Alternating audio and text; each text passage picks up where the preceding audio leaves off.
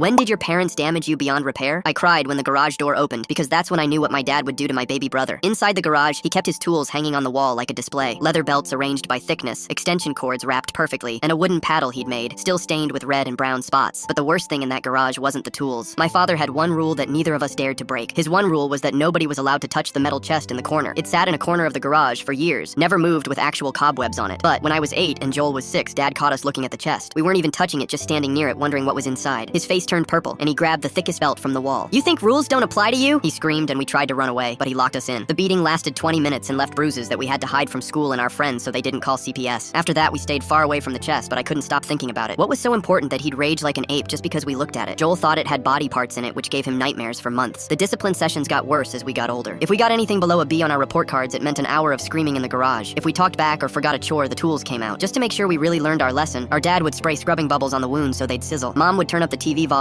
and pretend nothing was happening. She'd make dinner while we screamed and act surprised at the bruises later, but she never made an attempt to stop him. By the time I turned 15, I'd gotten good at avoiding Dad's triggers, but Joel wasn't as lucky. He had ADH and couldn't sit still in class or at home, which Dad saw as disrespect. One night, Joel spilled juice on Dad's work papers by accident. I watched Dad's eyes turn red as he stood up from the table and slammed his hand down. Garage. Now, that session was different. Dad used everything on the wall that night. He told him, "I'm gonna beat the ADH out of you. You'll have no choice but to stay still." Joel passed out twice, and Dad just dumped buckets of cold water on him to wake him up. I stood outside the door listening to my little brother beg for mercy, while Mom vacuumed the living room like nothing was wrong. Something inside me broke that night. If no one was going to defend us, we weren't gonna stick around. I got a job at the grocery store and hid money in a sock in my room. I researched bus routes in cities where 2 teenage boys could disappear, but I needed more money than minimum wage could give me. That's when I started thinking about the chest again. The opportunity came 6 months later, when Dad went on a weekend-long hunting trip to strengthen his manhood. Mom was working a night shift at the hospital and wouldn't be back until morning. I shook Joel awake at midnight and told him to pack a bag. "We're leaving tonight." His eyes got huge, but he didn't ask questions. He'd learned not to ask questions. We crept down to the garage with flashlights. My hands were shaking as I pulled the tarp off the chest. The red letters seemed to glow in the dark. "Do not open." I found a crowbar on Dad's tool wall and wedged it under the lock. It took 3 tries before the metal snapped. Inside the chest was nothing like what I'd imagined. There were stacks of $100 bills wrapped in rubber bands. Underneath the money was a black hand Glock and a box of bullets. At the very bottom were photos of Dad as a kid with bruises all over his body, and a man who looked like an older, meaner version of him. I pieced 2 and 2 together. That was his father. I grabbed all the money and stuffed it in my backpack. Joel saw the gun and reached for it, but I slapped his hand away. "We're not like him," I said. "We left everything else exactly how we found it, except for the broken lock." Let him wonder who'd been in his precious chest. The train station was empty at 3 in the morning. I bought 2 tickets to Seattle with cash while Joel sat on a bench hugging his backpack. We had enough money to start over and disappear completely. As the bus pulled away, I didn't look back at our town. I just held Joel's hand and promised him things would be better. We found out what happened to Dad 3 months later. My aunt called the crappy motel where we were staying. She said Dad had gone into the garage one night and never came out. After a couple of hours of screaming, there was a loud bang that woke up everyone. Except Mom found him the next morning with a Glock in his hand, and his brains splattered all over the wall and his precious belts. He'd left a note that just said, "I failed. I couldn't break the cycle." Joel and I are doing okay now. We both go to therapy and have real jobs.